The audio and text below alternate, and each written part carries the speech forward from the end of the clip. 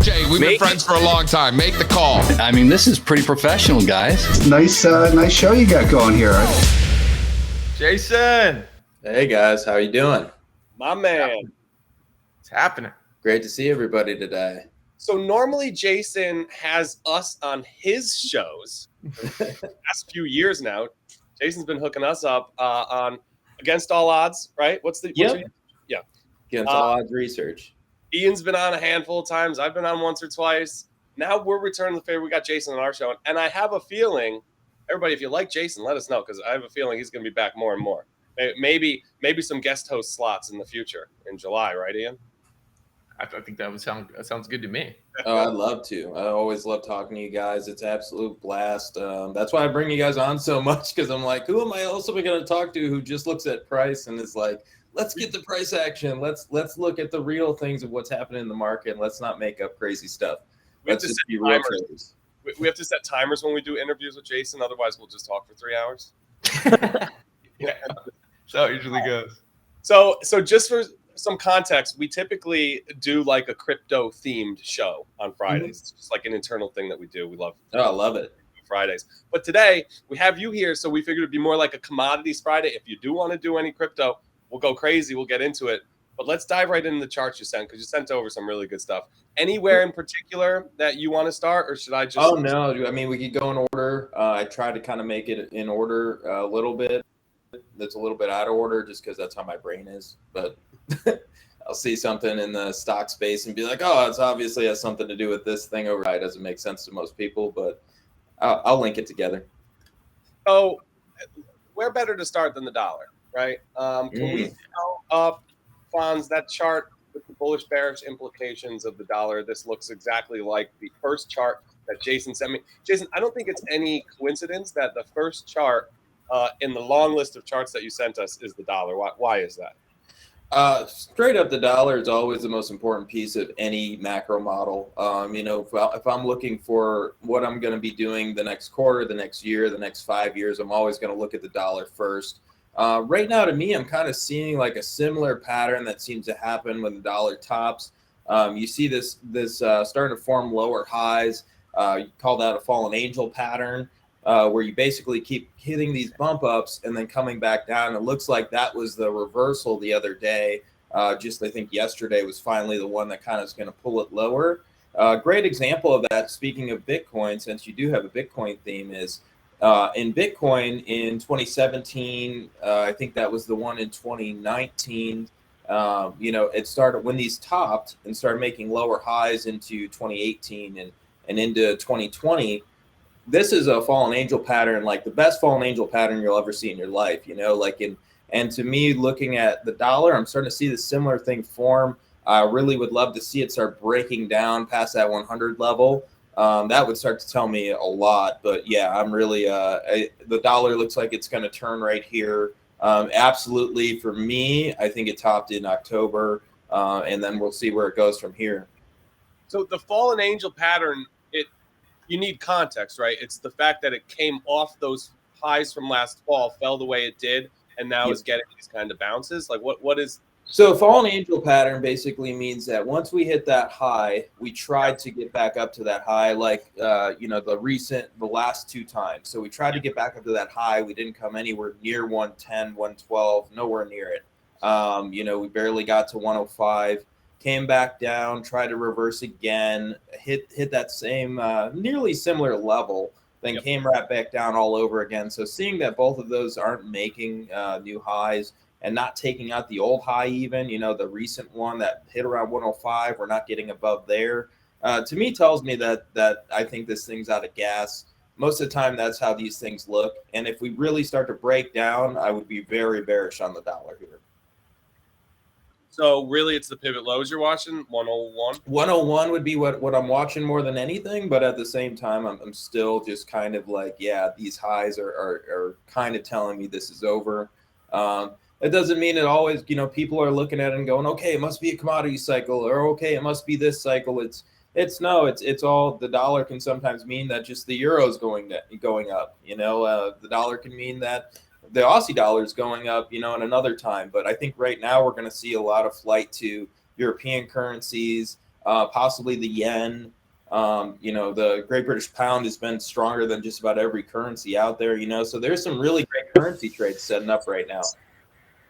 So it's kind of like, a lower dollar doesn't automatically mean commodities and stocks are going to rip. It's just definitely not a bad thing for risk assets. How they're going to perform with that headwind removed or maybe new tailwind in place of a falling dollar, we never exactly know that, right? Yeah, and I also see that money's kind of going out of the United States right now. It's kind of the trend has been money kind of going into global currency. Obviously tech here has been major and been running, but Germany has done really well. Most of Europe has done really well. Are you just talking about fund flows? Yeah. When you say that, I'm also talking about the price action. Mainly the price action more than anything is telling me that most of these are in uptrends. The price action for Europe, most of these are in uptrends. So when we're looking at that and going, okay, the dollar's coming off, Europe's starting to pick up. That's telling me that we could start to look for other areas outside of the U.S. to be major outperformers this year. It's a great point, Jason, because we've been talking about breadth a lot this week and how it's not great in the U.S. We've got big cap tech and not much else at all. Overseas, that's not the case. No. Breadth continues to improve. More and more of these country ETFs are breaking out, making new highs. Things look great. And it's not a tech theme over there either. Beneath the surface, things look great too. Staples, industrials, healthcare stocks. There's a lot working. So, if you're not finding opportunities here, look there, right? Yeah, and that's I think the thing that so many people get when they're looking at the stock market is, I think especially in the United States, we have I forget the exact number, but I know that we invest more in our own country than anybody in the world. Other people in other countries always are looking for other countries to invest in. We do not. And even with the advent of ETFs, mutual funds, all these things that can get your money into these other areas, people still don't do it much in the U.S. But I think to me, it's very important. It's not something that's, political, just think about it like you're protecting your money. You're always protecting your money. And if we're protecting our money, it's important to be able to put money into other areas that are outperforming. You make a great point. Here's the problem with that. Not only do us crazy Americans have an extreme home country bias, right? But now we have the recency bias of the last more than 10 years that's the right way to do it, right? Yes. Like there's been like a positive feedback loop there where if you did have a crazy home country bias for the past decade, you outperformed. That was the right move, right? So that's going to be really hard, just like we talked about in 2020, 2021, saying people don't want to buy commodities. That hasn't worked in too long. It's going to be a hard thing for people to wrap their heads around. Same thing with saying, don't get out of the S&P, get out of the NASDAQ. Go buy the UK or Germany or Japan. What? No, that's a great point. That is a fantastic point because that's where so many people get stuck in things. When bonds weren't working in 2018, nobody wanted to buy bonds at that point. Once again, we're kind of at that point again. And we're looking at commodities 2020, it hasn't worked in so long, and commodities always go down, don't invest in commodities. And then they're the greatest performing, commodities trade in many, many years. So, it's for traders, I think it's really important. Like if we're just looking at normal people, that's something different. But if we're looking at it as traders, we have to always be willing to go to those areas that are showing relative strength. That's the most important thing to me. If I'm not seeing relative strength in any outperformance, I don't want to be there. And the whole reason is if I'm just going to perform like the S&P, I might as well just put money into the S&P 500 and walk away and go to sleep. But if I'm trying to be a trader, I'm trying to outperform the market, I need to look at these things like commodities, bonds, other countries to find places to generate alpha to outperform. So, Jason, you just brought up bonds, which I think is really interesting, and you compared right now to 2018. So what are your thoughts on interest rates? What are your thoughts on the bond trade? Is this a time to step in and start adding bonds back to the portfolio? I personally believe so. Once again, I'd like to see it clear these levels, right? We're all looking at that level. It's kind of made a triple top in that area on the TLTs. So if we're looking at TLT, which is the Treasury ETF, we're seeing that it's kind of at that triple top level. I'd like to see it break out over that. Once it breaks out over that, absolutely. So what I'm seeing there is, copper to gold ratio is a ratio I use a lot. I did send you guys a chart on that too. So the copper gold ratio is also telling me that, gold is going to be the outperformer now. And if gold's the outperformer, then also, and outperformer compared to copper. So if gold's going to be the outperformer, bonds usually also lead that charge as well. So I'm kind of seeing that this is kind of all leading up to a bond trade really picking up here, being kind of a good area to invest in. And you guys know me. I was I run a trend model on bonds, and the one thing I always say is there is nothing that trends better than the 30-year bond. Nothing. And bonds have trended. They trended up and then they turned back down. You guys know I was short it forever. I was the only person still holding short for God knows how long. And it just kept falling and falling and falling. As it reversed, now we're getting buy signals the other direction. I do think that this could absolutely move the other way. I do think right here, most of the time I'm looking at the 2-year yield for hints on what the Fed's going to do. Now the 2-year yield is coming down. Now they're not making new highs. All these things aren't making new highs basically across the interest rate market. So I'm seeing that the Fed's going to pause at some point. Do I think they're going to come down? I'm not looking that far ahead. I'm just looking at, are they going to stop? Are interest rates themselves the one that they don't control? Are those going the other direction? That's true. So all those things kind of coming together and going, oh, well, we definitely have a setup here for bonds. Like we have a great setup for bonds. And then sometimes that's all you can really look for. Looking for a setup, finding the right one, being ready to take it, and also investing in the things that do well around that. Tech does well around that, gold does well around that, and so on. So as long as our portfolio is diversified and in these areas, we're going to outperform. How much do you, I like what you said there, how much do you consider the price action in other long duration assets, tech, growth stocks? I'm talking about you. We're always overlaying a tech chart, whether it's a NASDAQ or XLK, with long-term bonds, right? And we've had a big divergence there really all year, where it's like bonds haven't broke out of that base yet. They're close. You look at something like tech and all those bases that have gone, and then think that works favorably for bonds, and suggest that they do follow. Yeah, so I do think that this is important. I think that intermarket analysis is never 100%. I've never been able to build models that have been 100% on intermarket analysis, or even good, high probability models. And the reason is that they're always changing. Intermarket relationships are always changing. Think a couple years ago or last year, you had the yen falling off of a cliff when there was deflation. These things always change. But at the same time, they usually catch up to each other at some point. So, people are going, oh my gosh, where are bonds going? And that they show the jaws of the TLTs compared to the NASDAQ, and they go, why isn't this catching up to this one?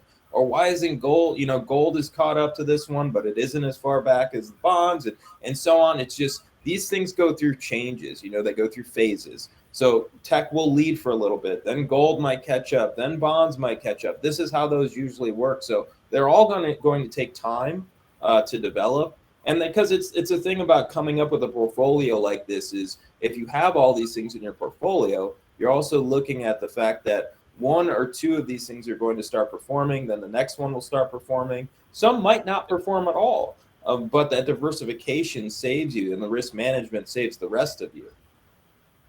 Yeah, I think Ian has learned firsthand about some of these intermarket ratios. Like we used to rely on a lot for interest rates, stock market ratios, right, Ian? Absolutely. That worked great for years. And then all of a sudden, this past cycle, they didn't work at all.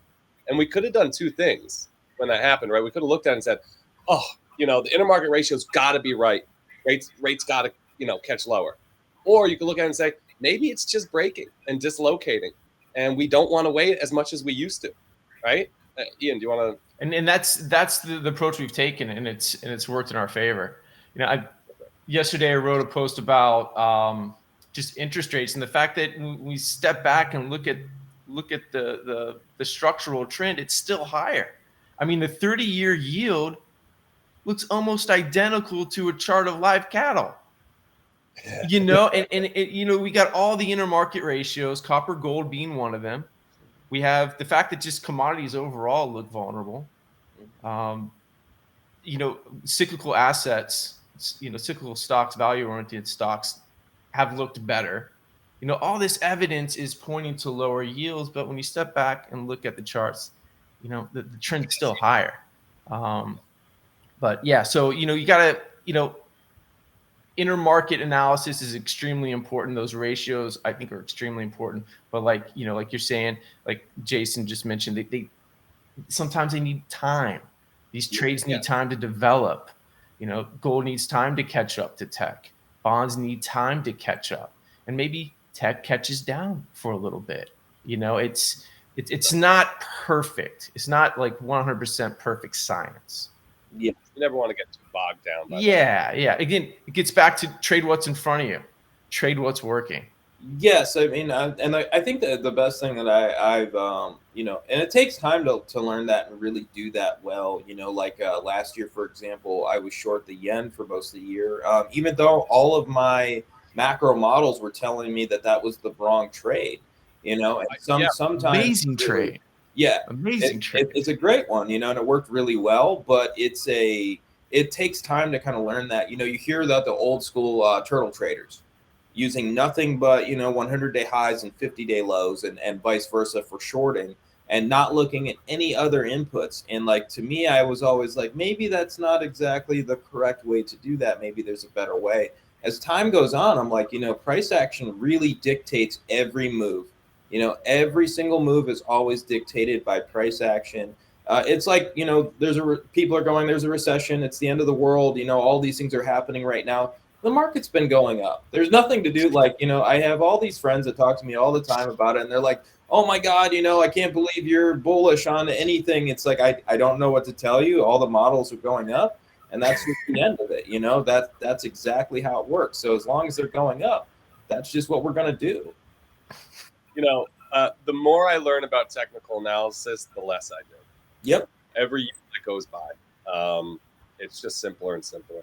So, Jason, before we let you go, it sounds like you're souring a bit on commodities. I know that's your thing. I see your ratio charts. I hear you. Not getting the alpha there that you got over the past few years. So what do you do? You're staying away? Are you still dabbling in stuff like whatever it is, live cattle and some of these softs that are still pockets of strength? Or do you just look elsewhere and now you're a growth stock investor? So there's absolutely a lot of that. So, the Nikkei, Europe, tech, and so on, there's a lot of areas that I am long right now that are in the tech space.